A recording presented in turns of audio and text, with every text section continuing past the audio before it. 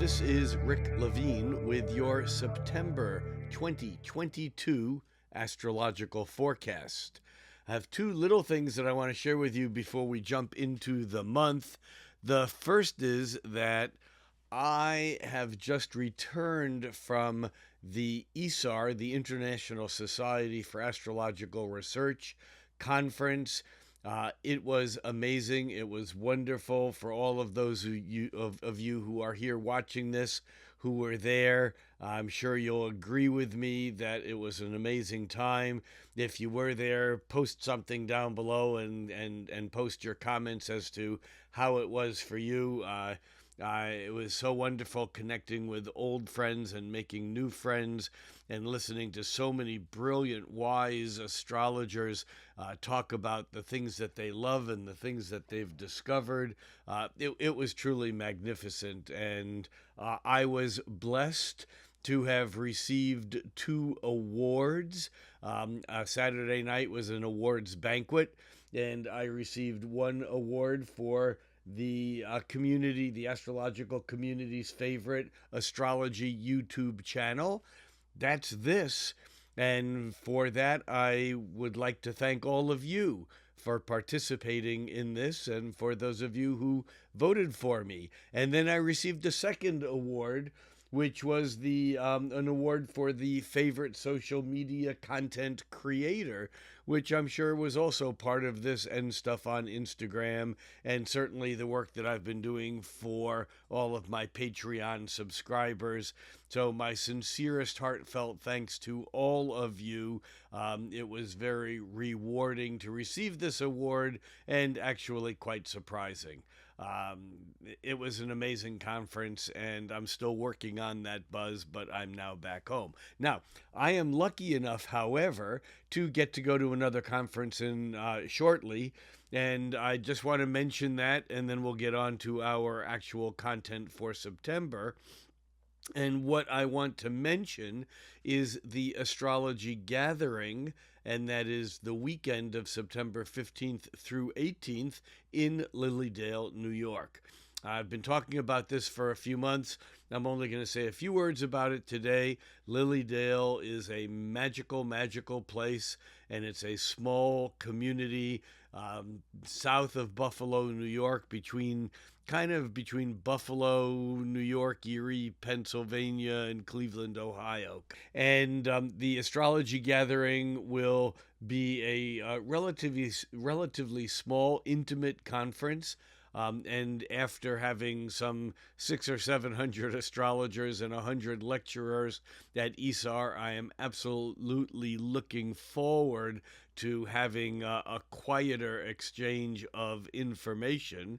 But I do want to mention that although the event itself will be on the 15th through the 18th, on the 18th, I will be doing a post-conference workshop, and that post-conference workshop will be a radical look at astrology and reincarnation.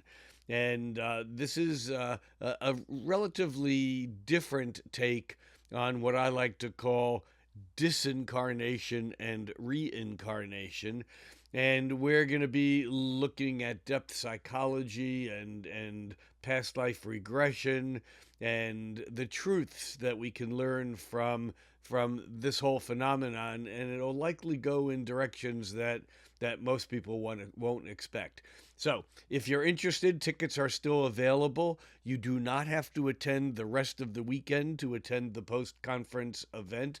And so go to the Astrology Gathering, all one word, theastrologygathering.com, and find out information on the actual venue, and you can get tickets there for either the whole weekend event or for my post-conference workshop. I'll be doing a talk on the actual conference schedule too, and there's a number of excellent astrologers. I'm looking forward to hearing all of their talks, and I'm looking forward to seeing some of you there. Okay, that's it. Now, on to September. September is a bit of a different month astrologically. On one level, it's a quieter month because there's not as much planetary activity because planets are either slowing down to turn retrograde, turning retrograde, or already having turned retrograde. We're going to dig into that a little bit more, but there's not a lot of major planetary movement. And yet, on the other hand, there are a few things of great significance. Of course, we have a full moon, a Pisces full moon on September 10th, and we have a Libra new moon on September 25th. We also have the equinox in the northern hemisphere. That will be the autumnal equinox on September 22nd when the sun moves into Libra. And in the southern hemisphere, of course, that will be the reverse. That will be the vernal or spring equinox. We do have a number of planets changing signs this month, not as many as usual, and that's partly because we do have some retrograde energy cooking, which does slow the planets down. However, on September 4th, we have Venus moving into Virgo, and when Venus moves into Virgo, we love us a little bit of that detached analytical ability. Venus will be in Virgo for the rest of the month. We'll talk more about that as we move into that period of time.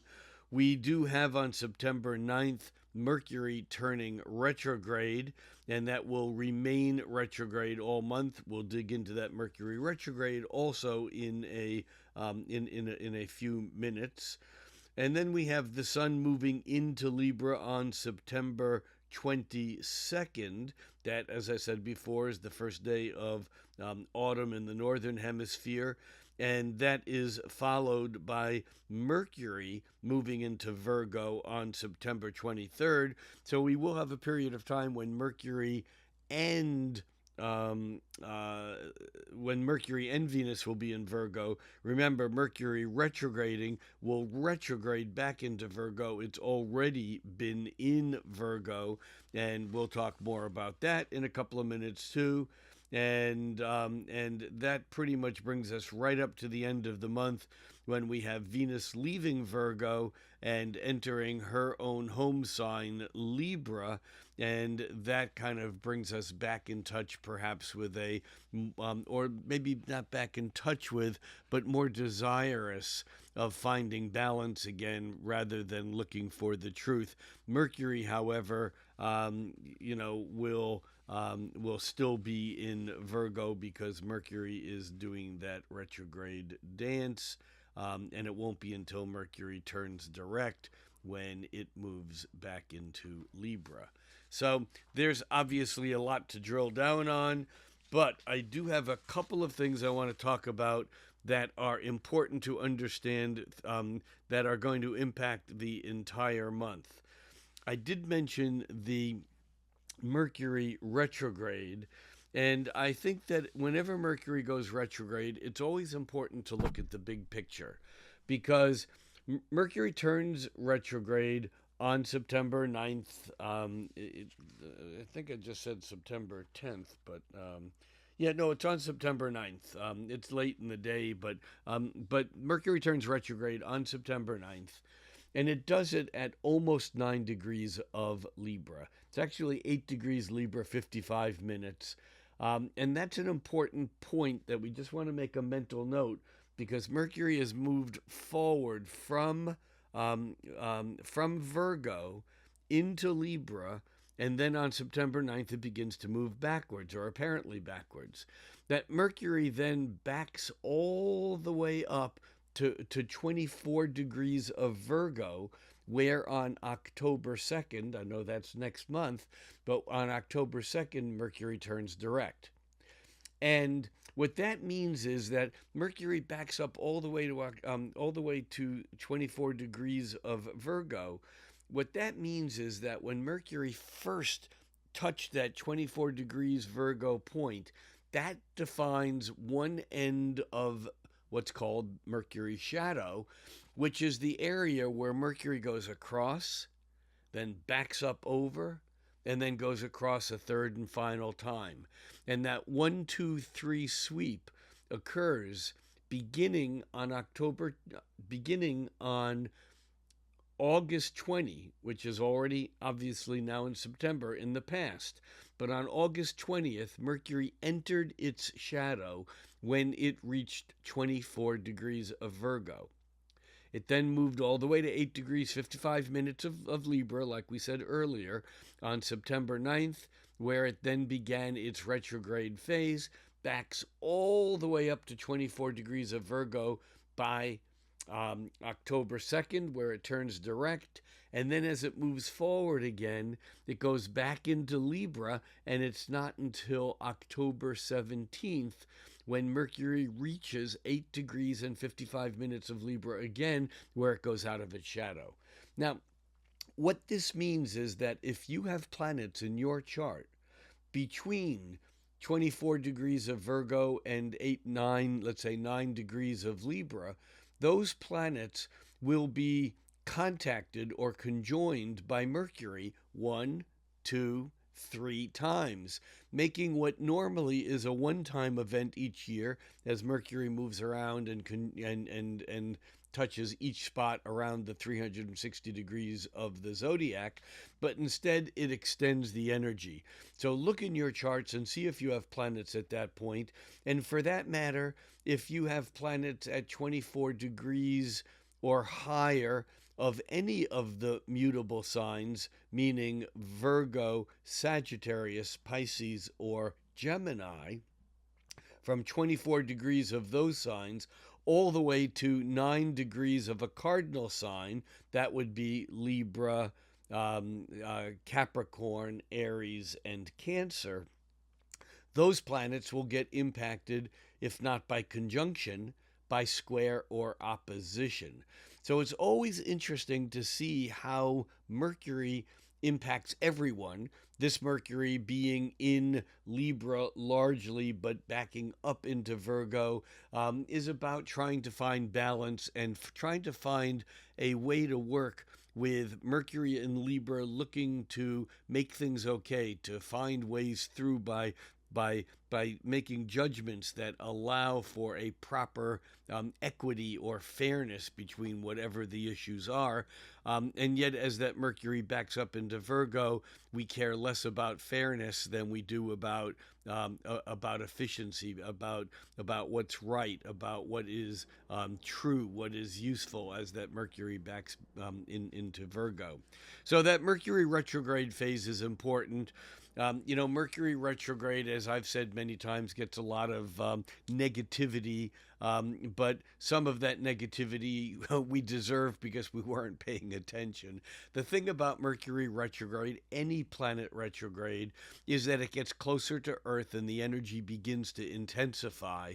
And so a retrograde Mercury is more potent than a direct Mercury, but that is a mixed blessing, because if Mercury is overamping, we may have too much communication happening, stuff coming in, stuff going out. It's like driving during rush hour instead of just driving on a normal, day when maybe there's a little bit less traffic. It's like having the wires on the switchboards being so overloaded that the wires can heat up and fray.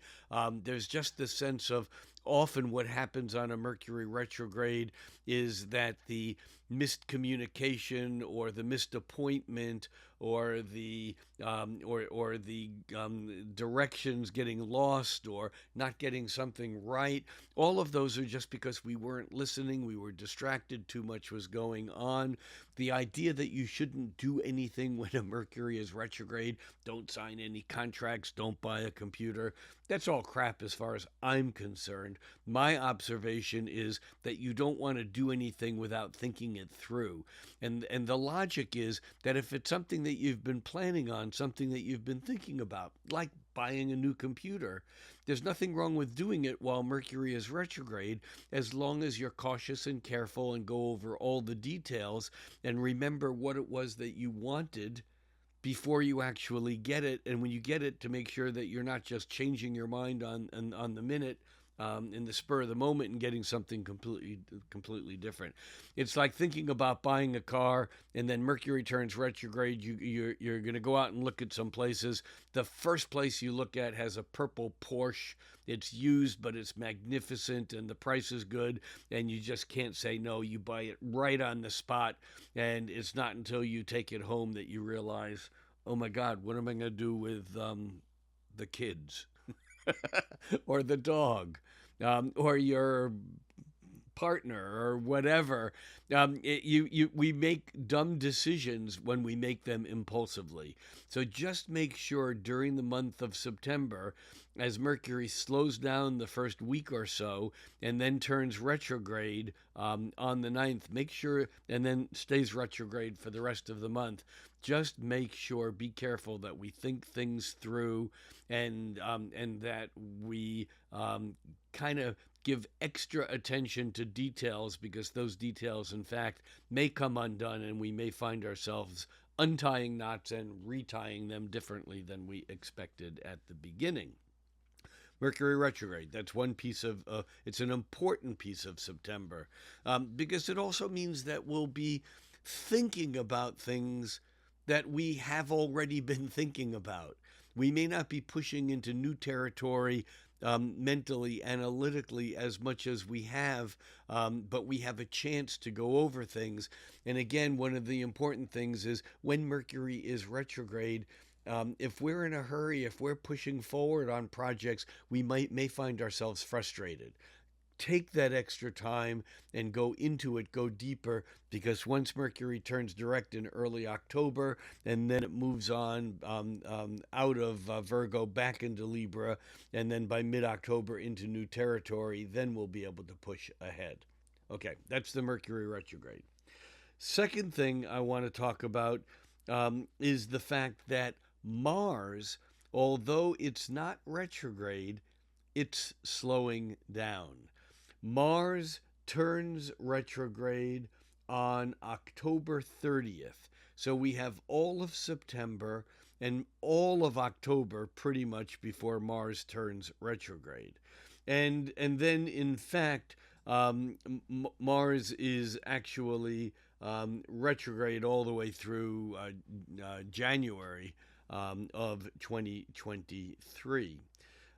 It turns direct on January 13th.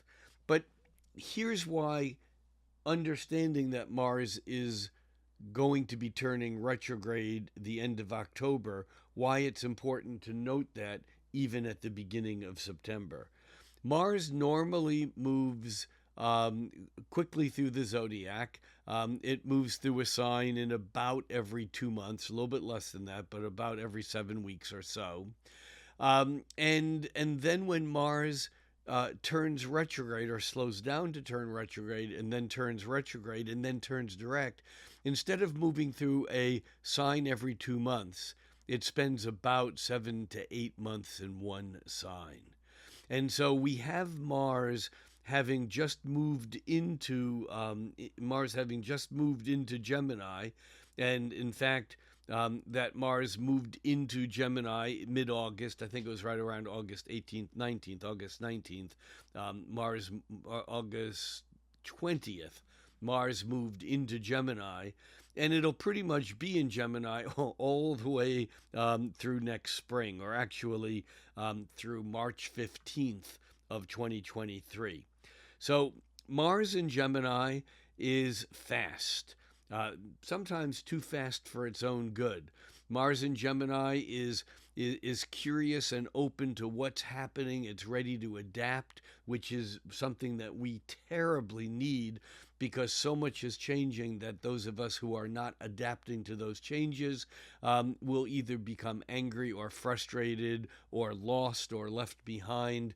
And so adaptation is important while Mercury is in Gemini.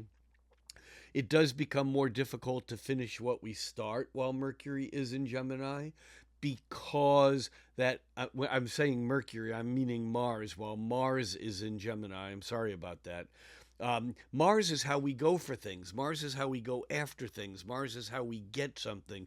Mars is how we assert ourselves. Mars is how we step on the gas pedal, not only of our car, and it is how we step on the gas pedal of our car, but it's also how we accelerate or step on the gas pedal of our intentions in life.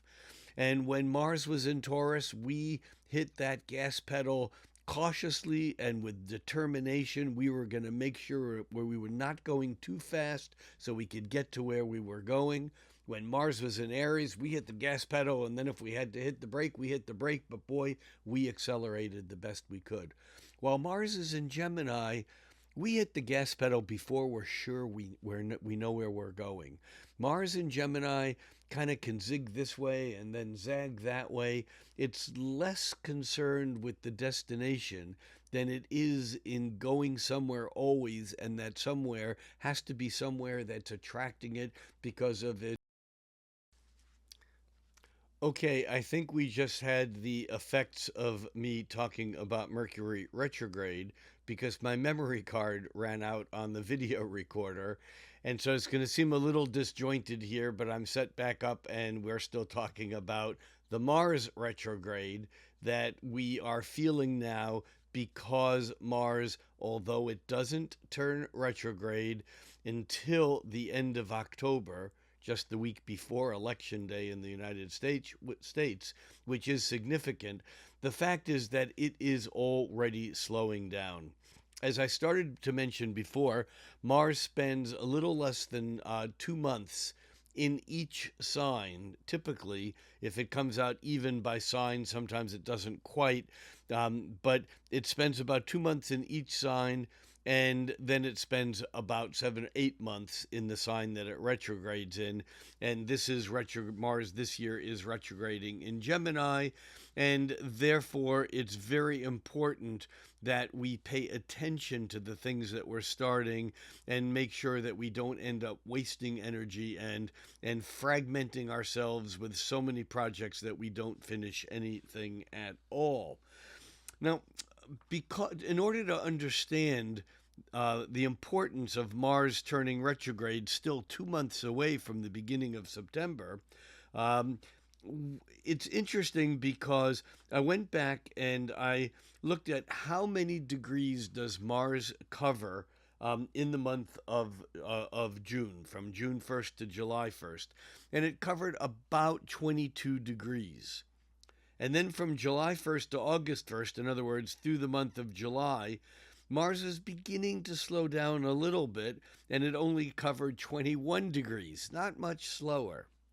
But then in the month of August, from August to September, Mars only covered 18 degrees. Again, it's slowing down, but still not hugely noticeable. From September 1st to October 1st, Mars moves 14 degrees. Something's happening. This is now Mars moving 8 degrees a month slower than it was a few months ago.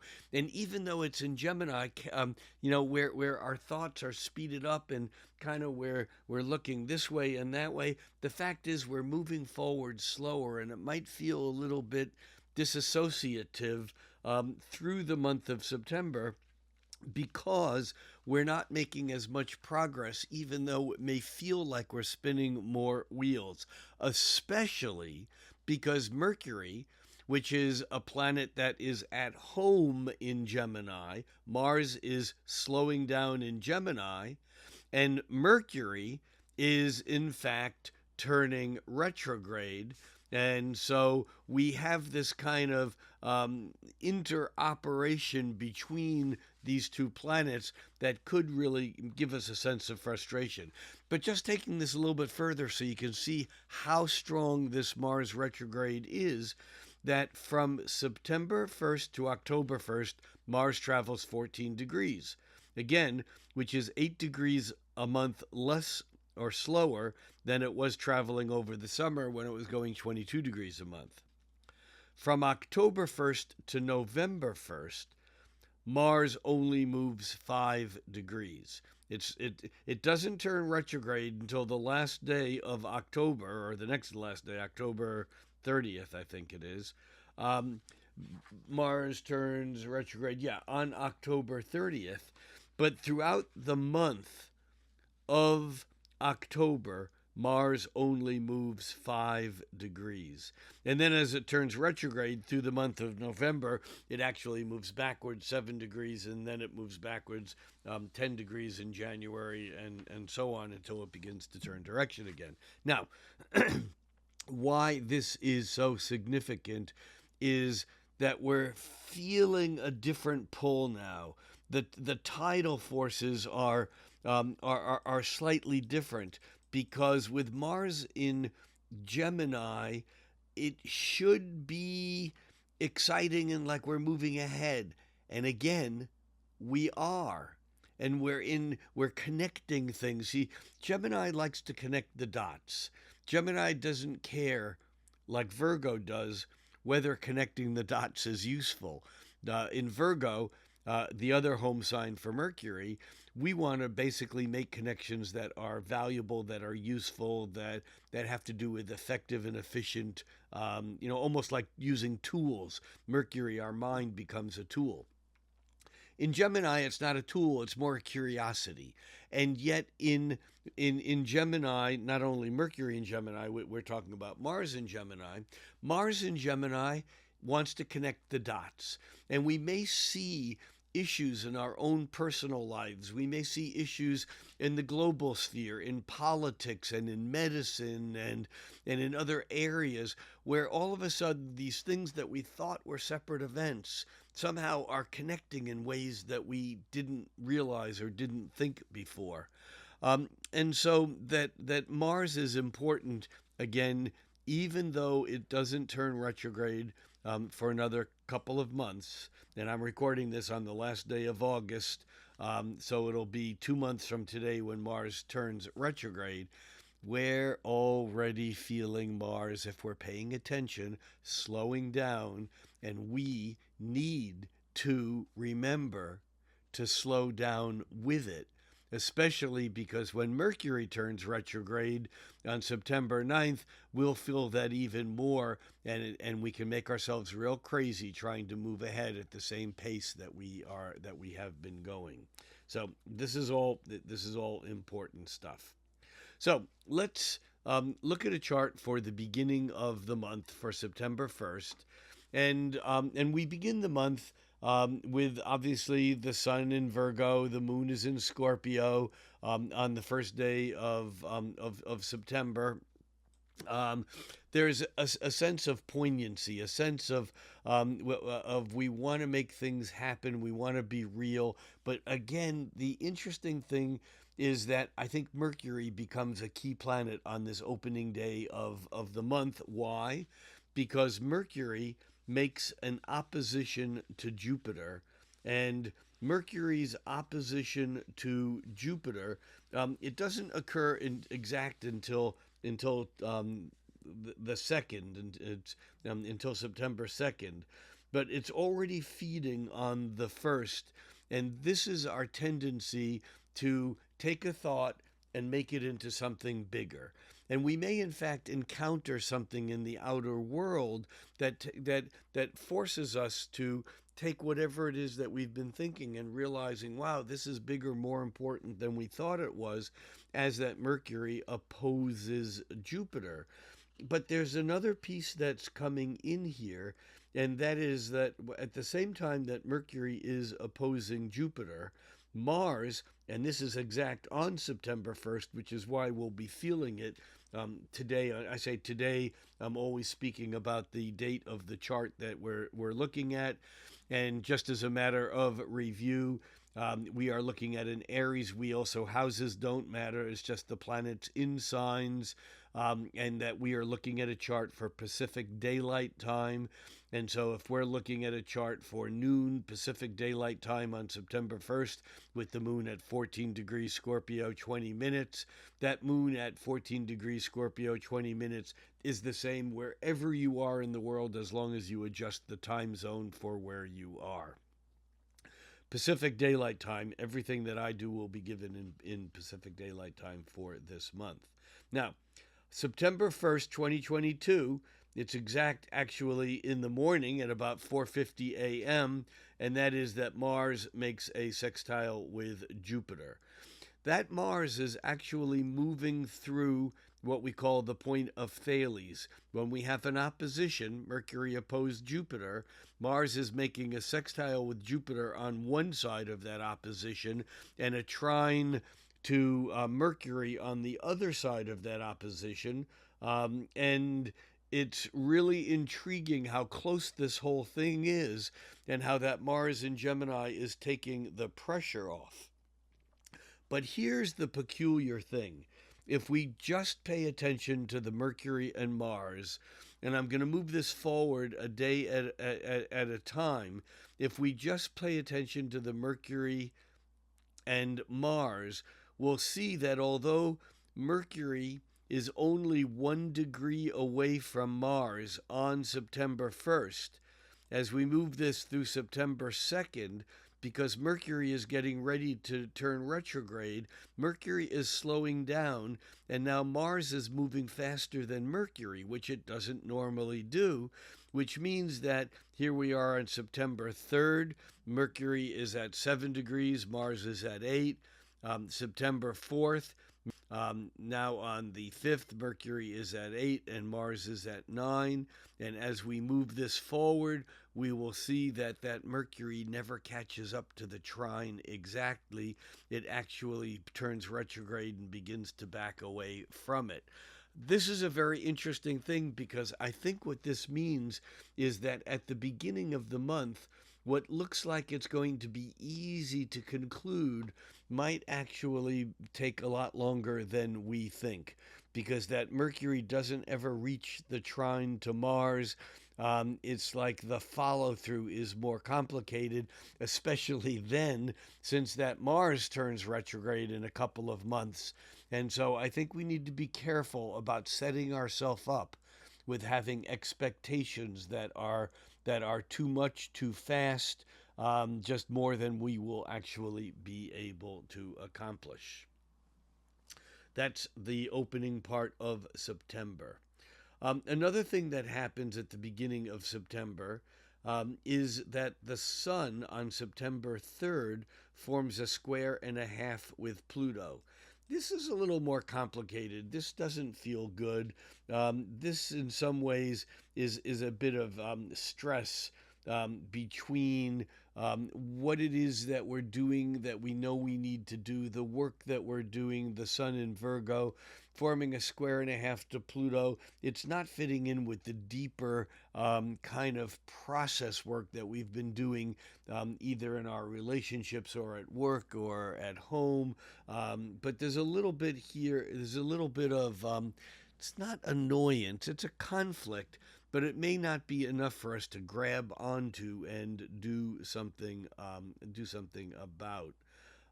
But it is significant, and it may in fact make that September 3rd a little bit, may feel a little bit awkward, especially since the moon in Sagittarius is aimed at the potential of what we can do, and I don't think we're going to get as far as we would like.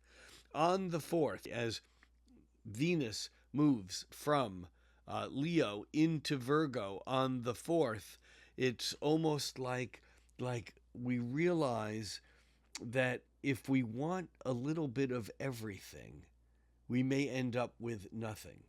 And so that Venus in Virgo is kind of a self-regulating, I'm going to be more aware, more conscious, more careful about what it is that I desire, because I know that it's more important for me to narrow my wants and my desires so that I can actually earn them or work toward them or get them, rather than just be scattered all over the place or just have some big idea of what is possible. So that Venus moves into narrowing and practical Virgo on the 4th. On the 9th, Mercury turns retrograde. We talked about that earlier, that Mercury turning retrograde on the 9th actually, again, is at almost 9 degrees of Libra, 8 degrees 55 minutes. But I think what's significant on that day is that on the 9th, Mars is forming a sesquisquare with Pluto. Now, remember, just a couple of days ago, well, actually on the 3rd, the Sun formed a sesquisquare with Pluto from the other side. And that was an irritation, a conflict between who we are, that's the Sun in Virgo, and that sense of efficiency and working with that deeper process.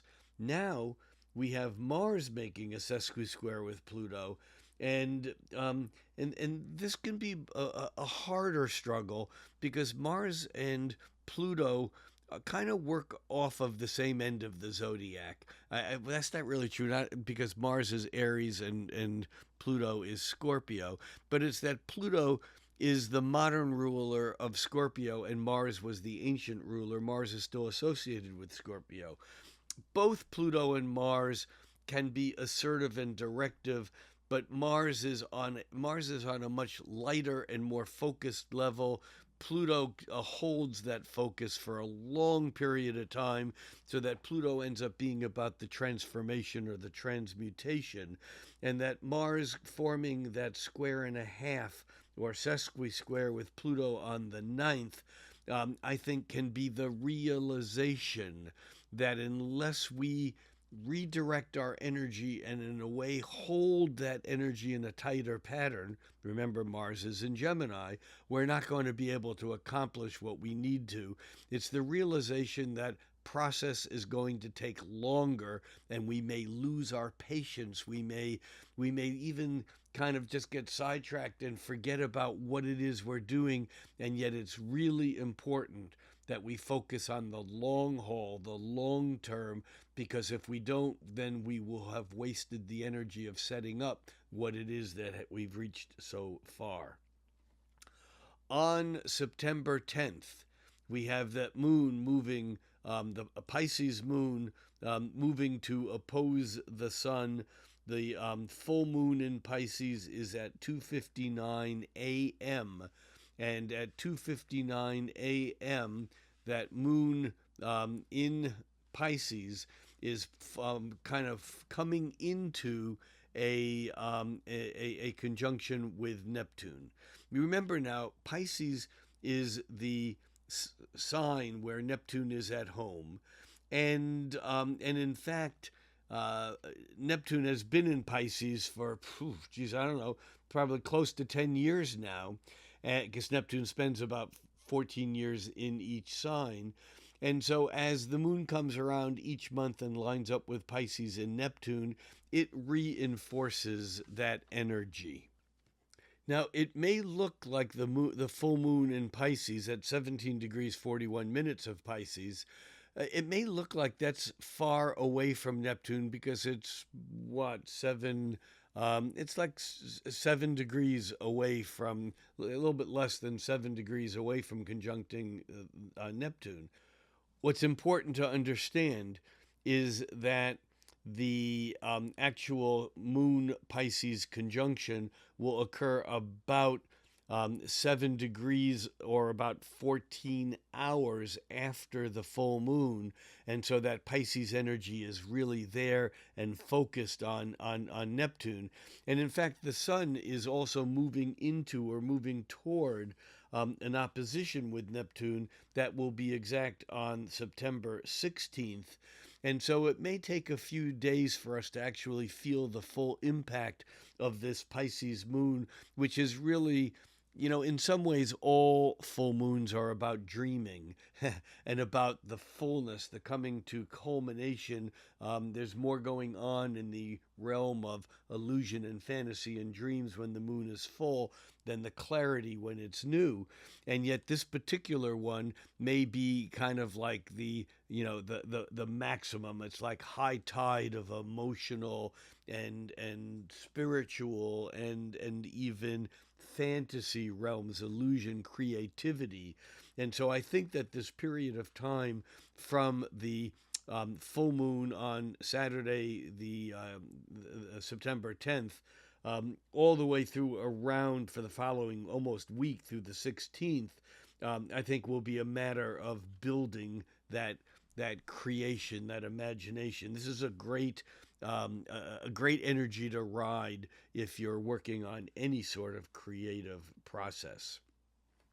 We also have, though, at this full moon, the fact that the moon is forming or is coming into forming a sextile with Uranus, and that's much closer. This is only 1 degree orb, and that's electric. And the reason why that's so interesting also is because if we look at that Uranus at 18 degrees, almost 19 degrees of Taurus, it is trine the sun, and the sun will come into an exact trine with Uranus the following day on the 11th. We'll see that in just a moment as we move the chart ahead. But we have this sense of breakthrough, of excitement, and because it's Uranus trines, Uranus is still only 4 degrees away from the North Node. And so in a way, what we have is that this exacting Virgo sun being opposed by the dreamy Pisces full moon that shows the possibilities, and Uranus, the planet of sudden awakening, awareness, breakthrough, genius, is giving us a vision that we'll be able to fulfill with Neptune if we stick with it. But this is an exciting, as far as I'm concerned, this is an exciting full moon because it is, oh, how do we say this? It's pregnant with the potential that we don't normally have. And even though that Mercury never reached its exact trine to Mars that we talked about at the beginning of the month, it's still only 3 degrees away because Mercury has just, turned retrograde yesterday on the 9th. And so, in fact, we still have the ability to think about things and pushing them through if we can maintain focus. And of course, that is the overriding dilemma that we face, or nuisance that we face, as long as that Mars is staying in Gemini, which it does for months. As we move ahead, the next place we want to stop is, well, let's just move ahead one day so we can see the exact Sun trine Uranus. And again, this is breakthrough. But this is bringing up another thing because the Sun is trine Uranus. Today on the 11th, but the Sun will be quincunx to Saturn on the 12th, 19 degrees to 19 degrees. And this now reminds us of the other important thing that is happening all month. I haven't talked about it yet, but it's been in play from the beginning of the month. It'll be in play for the next couple of months, and this is the other piece that defines the month of September, and that is that Saturn and Uranus, which were exact square 3 times in 2021, and then kind of began to move further apart, and then with retrogrades began to get closer and closer together. That Saturn and Uranus by the end of September are pretty darn close. And I'd just like to share with you, I took some notes here about their distance apart, which I found quite fascinating. And that is that going back to August 1st, that Saturn and Uranus were about 4 degrees away from being an exact square, 4 degrees. By September 1st, they were 1.5 degrees apart. And if you will remember, in August, there was one planet after another, after another, after another that squared or conjoined or opposed Uranus and Saturn and squared the other, or conjoined one or opposed one and squared the other. And this theme went again and again and again. Well, it's actually true for the month of September, except because of the asymmetry in September, the planets are not making similar aspects, although the Sun in fact, is making a trine with Uranus, followed by a quincunx with Saturn. And what this means is that the trine with Uranus says, wow, we're getting somewhere. It's crash, breaking through, something new. And then the quincunx with Saturn is, whoop, the other shoe drops, and there we have to deal with the basic part of reality. And in this whole period of time, we have Jupiter coming back, retrograding into a half square with both Saturn and Uranus. And this is fascinating because that Jupiter making a half square with Saturn and Uranus, and it's actually with Uranus first and then with Saturn. Going forward, it's making it first with Uranus, then with Saturn. But as it's going backwards, it's making that half square first with Saturn and then with Uranus. And the reason why this is so important is that Jupiter retrograding now is moving through old territory. We're getting a little bit ahead of ourselves because Jupiter moves really slowly, and it doesn't make those half squares until later in the month. But even by September 12th, those half squares are within less than a degree of orb. And so that Jupiter half square to Saturn and Jupiter half square to Uranus, while the Sun is making a breakthrough with Uranus and also kind of being annoyed by the fact that Saturn isn't letting it move. The structures are not letting us move as far forward into the future as we would like to go, at the speed we would like to go. There's so much frustration in September that just keeps us, kind of holding back now, especially with the Mercury retrograde on top of everything else. We'll come back to the Saturn semisquares in a little bit as we get to the later in the month, and talk about what that actually means. But it's very significant because this, in fact, is the slowest moving transit of September, and it's going to be, it's exacerbating the almost exact Saturn square Uranus, but it's exact as it reaches that middle point and makes a half a square first with Saturn and then with Uranus. This is incredibly important. As we move on the 16th, we have Venus making a square with Mars. Now, remember, Venus and Mars are the cosmic lovers. Venus is what we like. Mars is how we get it. Venus and Mars making a square. This is dynamic. This is incredibly creative. It also can be problematic. If we are in a relationship and we don't respect our partner, Venus and Mars can be a difference of desires that erupt into an argument that ends up in a fight, in conflict, because it's Mars. And yet, if we have respect and if we're working together, that Venus square Mars can be the most yummy sex play. It can be romantic. It can be creative in a project with our workmates. It can be ideas that kind of like, instead of fighting, it becomes like dancing, like sparring even, and there can be a real sweet and powerful interaction between those two energies, especially because on the 16th and 17th, the moon moving through Gemini will in fact conjoin Mars and square and square Venus, kind of heightening that energy even a little bit more. It's a pretty special couple days, but sometimes that Venus square Mars energy is not easy to hold on to.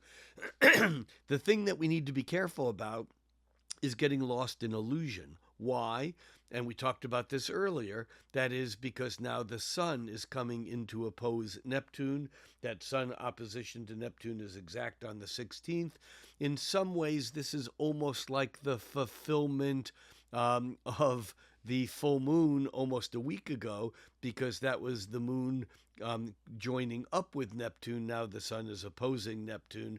And again, there's this sense of relationships are not what we think they are, and yet there's a romanticism that gives us room to imagine the beauty, the love, the magic that then the relationship can dance into and fulfill. So this is an important period of time, and it can be very sweet, but we have to be careful with that we're not misleading ourselves. By the 18th, Mercury is opposing Jupiter, which, if you can remember, was the aspect that was the opening aspect of the month. Mercury opposed Jupiter. We were feeling it on the 1st. It was exact on the 2nd. But now Mercury is retrograde and backing into that same aspect.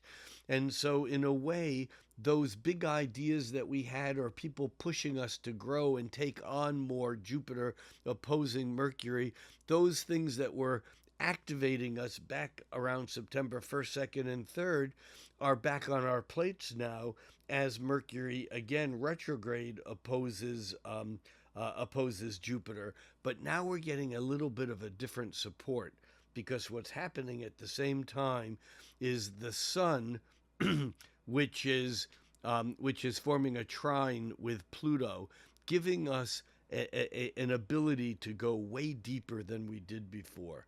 That sun trine Pluto is like having extra energy or money or intention or id, the flow of life energy in the bank. We have reserves, and we're able to bring those reserves out and use them. This is a powerhouse of a couple of days, and we can make real progress on whatever it is that we're doing, as long as we remember that Mercury is retrograde, because that Mercury retrograde opposite Jupiter now may have us overcommit, or we may realize that we overcommitted and we've taken on too much, and we want to push forward. We want to accomplish everything. The sun trine Pluto is giving us that extra amount of energy so that we may think we can accomplish everything, and yet we can't, because Mercury being retrograde may remind us that we're just taking on too much. And at the same time, Mercury, as it's retrograding, is repeating another aspect that it made earlier, and that it is forming a half square with Saturn and with Uranus on the 18th and 19th. And because, remember, Jupiter is forming a half square that isn't exact until a little later in the month. We're coming into it. That Jupiter is forming a half square with Saturn on one side and Uranus on the other. Mercury opposite Jupiter, it's forming a square and a half with Saturn on one side and Uranus on the other. And this is conflict. We are stuck right now in a place where we may have tried to move too far too fast. But I think that this period of time of the 18th and 19th, especially on the 19th, as Venus moves in to form an exact trine with Uranus. This is exciting stuff, and yet it may just feel like too much is going on. How do I even integrate all of this? Venus trine Uranus I'm liking it. This is different. This is new. Something's going on that is not what it was, and it's kind of being all caught up in the excitement and in the feeling like we're not just repeating the same old stuff. And yet we can't ever lose the fact this month that Mars in Gemini is not moving as fast as we would like it to. It's slowing down, even though it's moving in a sign with a lot of apparent movement. And that Mercury, Gemini's key planet, is retrograding, again preventing us from moving ahead as fast as we think we would like. Mixed messages for sure. Then, on September 21st, Jupiter makes its exact half square with Saturn on the 21st. And that half square with Saturn that Jupiter makes is actually followed by a half square with Uranus on the 28th. Now, that just gives you an idea of how slow Jupiter is moving, because Saturn and Uranus are only a degree and a half apart from being an exact square by the end of the month, and it takes Jupiter a whole week to go from one to the other. But the fact of the matter is that on the 21st, as Jupiter forms a half square with Saturn, the message that we're getting, it's the conflict between expand and contract. Jupiter expand, Saturn contract. It's the conflict between grow and do more of this because what we've done is good, now let's push it further, and Saturn going, whoa, that's plenty far, you need to pull it in.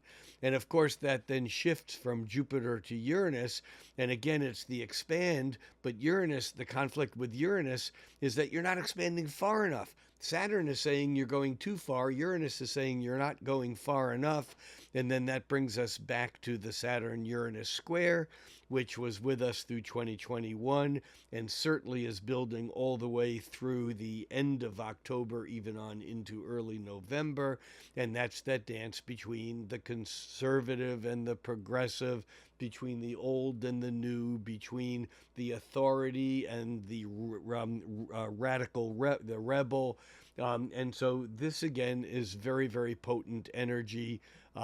We may feel stuck here a little bit because all of this is unfolding quite slowly, but it is on the 21st when we feel that Jupiter, Saturn, the take the breath in, Jupiter, and Saturn saying, my lungs won't take it. I can't take any more air. I've reached a limit.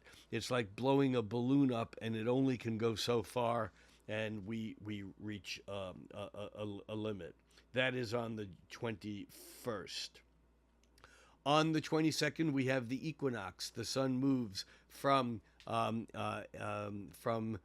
Virgo into Libra, and as it does, because Mercury is retrograding backwards from Libra into Virgo, they crisscross, and we have the sun entering Libra at 6 p.m.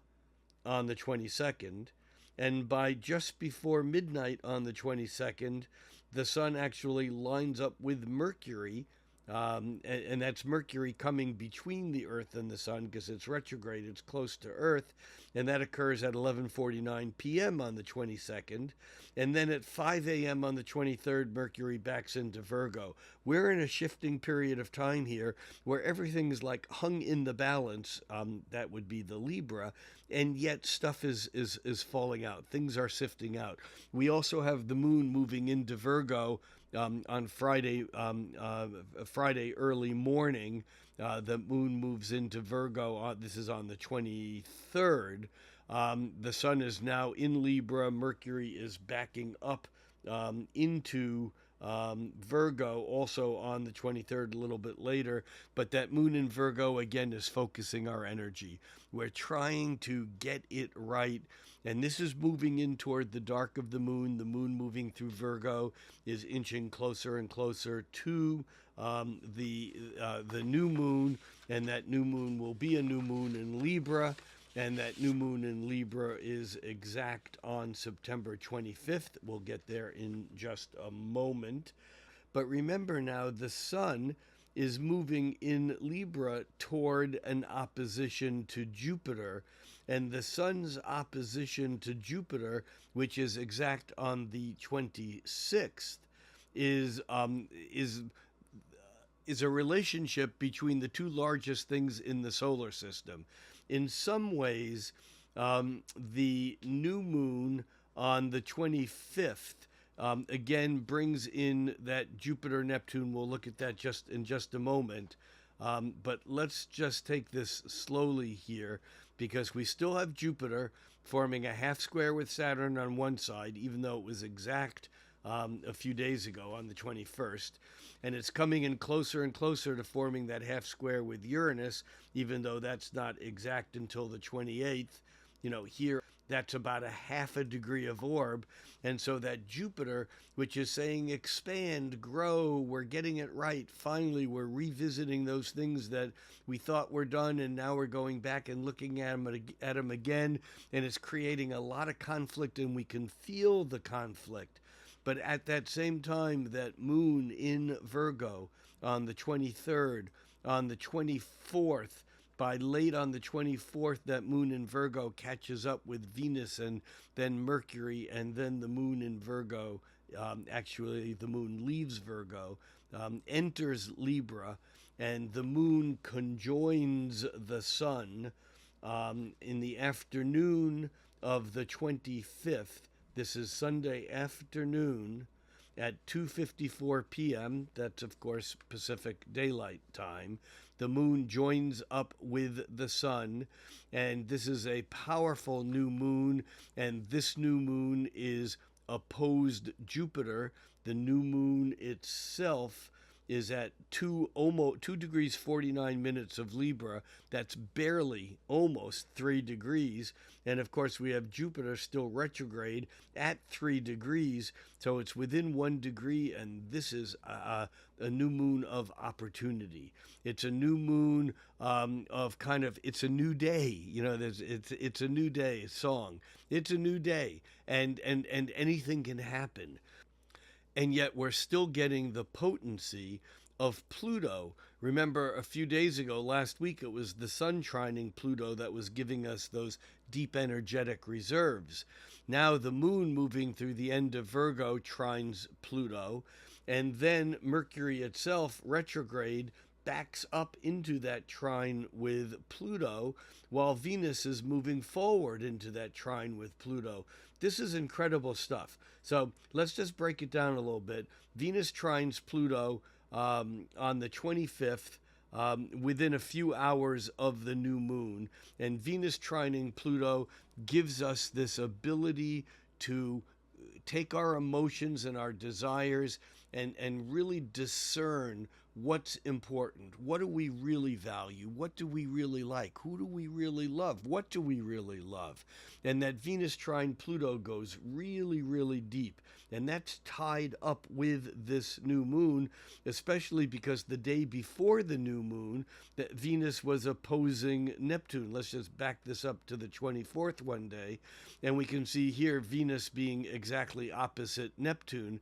And so Venus moving from the opposition to Neptune to the trine to Pluto, and then eventually it will move to the opposition of Jupiter, but we won't get that one until next month, until October. In the meantime, we have not only Venus making that trine to Pluto, but Mercury retrograding, moving backwards. Mercury makes the trine to Pluto on September 27th, and the Sun opposes Jupiter on the 26th. This is some powerful energy, and it's powerful energy for growth and for change. The Sun opposing Jupiter, in some ways, this is just emphasizing the energy from the new moon, because remember, the new moon itself opposed Jupiter, but the moon moves quickly out of the way. It moves forward, and then the Sun actually moves into that opposition to Jupiter on the 26th. And yet at that same time, we have all this positive energy, and yet as the same theme of the month continues again and again and again, the Sun, as it's opposing Jupiter, remember, Jupiter's still a half a square from Saturn on one side and a half a square from Uranus on the other. In fact, it's exact to that half square to Uranus on the 28th. On the 26th, that Jupiter half square to Uranus is less than a quarter of a degree from being exact. And even though it happened weeks ago, it's still, or a week ago, it's still within a half a degree of the semisquare to Saturn. So this is all tight stuff. And into that, the Sun opposing Jupiter makes a square and a half to Saturn and a square and a half to Uranus. We're seeing this pattern again and again, and this is it's breakthrough and yet irritating. We have conflict on a lot of levels here, and it's interesting because although we have the conflict, we're holding the big idea, and then Mercury backs into the trine to Pluto on the 27th. And it's like we can really think this thing through. We're playing a deep game of chess, maybe with a project that we've been working on, or strategies in life, or in relationships, or again, most obviously in politics and national global politics. And by the 27th, not only is Mercury forming a trine with Pluto, deep, powerful energy that is expressing intellectually, mentally, conversations occurring. And at the same time, on the 27th, we have Mars at 18, almost 19 degrees of Gemini, moving into an exact trine with Saturn. And Mars and Saturn, although they're often considered to be opposites because Mars is hot and Saturn is cold, Mars is the gas, Saturn is the brake. Now that they are exactly trine on the 27th, that means that there's a really fantastic opportunity to go at exactly the right speed so that we can reorganize things in a very foundational, fundamental level. This is amazing for project management, for getting our grips around things and making things happen. I think the end of this month is an incredible powerhouse. It leads into the half square on the 28th of Jupiter and Uranus. It's a powerhouse, but it's not without conflict, and I don't think we're going to resolve any of these conflicts. This is the frustrating, crazy thing, and yet we can see that we're making progress somehow, and by the end of the month, on the 29th, we have Venus moving from Virgo into Libra. That Venus is moving faster and faster, will eventually catch up with the sun next month. But in the interim, I think by the month ends with almost like a feeling like we've been here before. Remember, the Saturn-Uranus square is not exact, but by the end of the month, by the end of the month, by October 1st, that square is almost a half a degree from being exact. It's actually 2/3 of a degree from being exactly square. And at the height of this, we have Mars kind of really working with Saturn, giving us the ability to do something. And yet we have Uranus kind of at odds with Saturn. And then we have the Jupiter at odds, half a square with Saturn. It's a really intriguing thing, and I'm not exactly sure how best we can put it all together. I'm just suggesting that this is a month where it may feel like there's not a lot of progress, but there's a lot going on, and by the end of the month, we may find ourselves just in a whirlwind and not quite exactly sure where to go with it. I don't see this as being bad. I see it as being a bit overwhelming. And I think it's a setup for what we then have as we move closer, at least in the United States, towards Election Day, which is by the end of September, a month and a few days away. And we have all of this stress and tension built out all over the place, and yet some really deep and profound energy that I think is very stabilizing to work with, if and only if we can hold our focus. That's it. It's quite a month. It's another quite a month.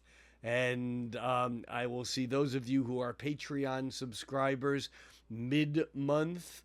I am traveling this month. I will be at Lilydale again mid-month, and so I will do a mid-month update, probably a little bit late, just a couple days after the Lilydale event. At any rate, for those of you who do not receive the mid-month updates, $3 a month to Patreon, patreon.com/Rick Levine, gets you included on that level of Patreon. And I think that takes us where we need to be for now. So as always, think cosmically. Cosmic thinking is important. Why? Because it stretches our potential. It stretches our imagination. It pulls us out of this world into the realms of what if, how can I do this, what might happen when. And it's really, that cosmic energy is really important. Think cosmically, but then act locally.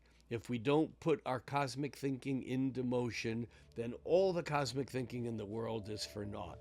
That's it for now. I'm Rick Levine. Think cosmically,